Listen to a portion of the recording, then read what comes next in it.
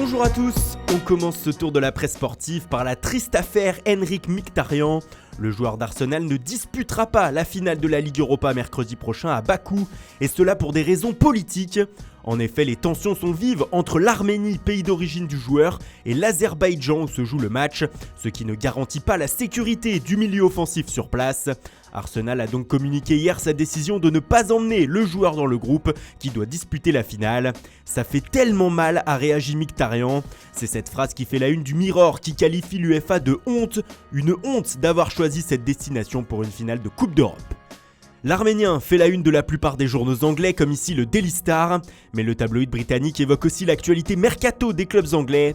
Et ce matin, le média dévoile la dernière stratégie de Ole Gunnar Solskjaer afin de retenir le champion du monde Paul Pogba au sein de Manchester United. Le Norvégien voudrait faire du français son capitaine pour la saison prochaine. Une information confirmée par le Times dans ses pages intérieures.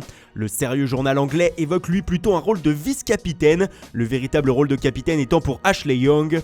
Mais quoi qu'il en soit, la pioche pourrait avoir plus de responsabilités s'il restait. Et pour rester dans l'actualité mancunienne, sachez que les Red Devils sont tout proches de faire signer leur première recrue. Il s'agit de Daniel James, milieu de terrain de Swansea, et qui coûterait 17 millions d'euros à Manchester. Un accord aurait été trouvé entre les trois parties, selon le Manchester Evening News.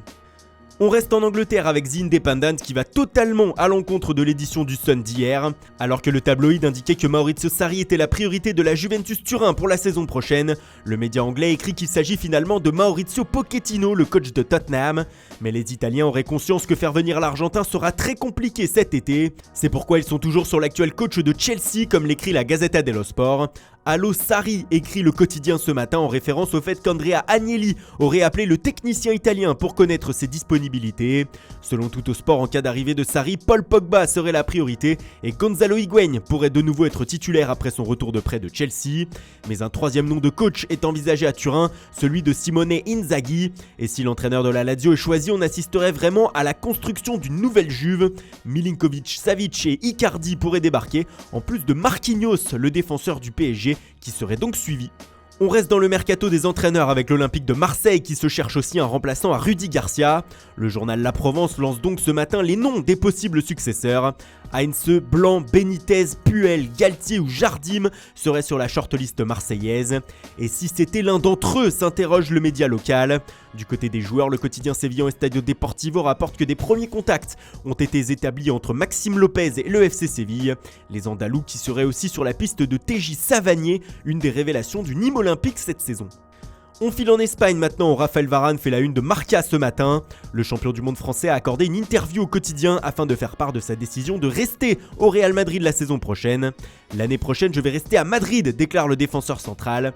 Lui qui avait émis des doutes sur la suite de son aventure avec les merengues a sans doute été convaincu par Zinedine Zidane. Je veux vivre de nouvelles émotions fortes, déclare-t-il. Dans l'autre quotidien madrilène AS, c'est Gareth Bale qui fait la une après ses propos à la chaîne de télévision BT Sport. Le Gallois fait part de son mal-être sur sa situation de footballeur. Nous sommes des robots, lâche-t-il, avant d'expliquer. On nous dit où être, à quelle heure nous devons manger, à quelle heure nous devons aller avec l'entraîneur. C'est comme perdre ta vie d'une certaine manière. Tu ne peux pas choisir ton calendrier comme au golf ou au tennis. Une déclaration qui risque encore de faire beaucoup parler. Et on termine par le FC Barcelone qui continue son forcing pour attirer Matthijs de Ligt, comme le rapporte Sport ce matin.